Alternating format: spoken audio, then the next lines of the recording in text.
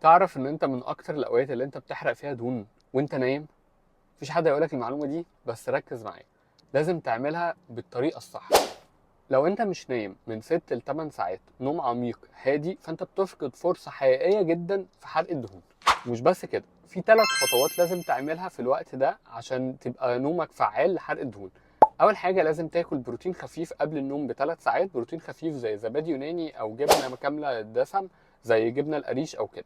النقطة التانية، إن لو أنت عندك أي مشاكل في النوم فممكن تاخد مغنيسيوم ستريت أو مغنيسيوم جلايسينيت. لو عندك مشاكل أكبر في النوم فممكن تاخد ميلاتونين في الوقت اللي قبل ما تنام فيه. النقطة التالتة، خد مشروب عشبي قبل ما تنام بنص ساعة زي الكاموميل واللافندر، ده هيفرق معاك جدا في جودة النوم بتاعتك. بص، هنعمل تحدي. جرب بس انك تنام النهارده وبكره نوم كويس، وشوف الميزان بعد بكره هيبقى عامل ازاي. اكتب لي النهارده ان انت معانا في التحدي ده، واقرا الوصف لان هبقى كاتب لك تفاصيل اكتر شويه، وخلي الفيديو عندك.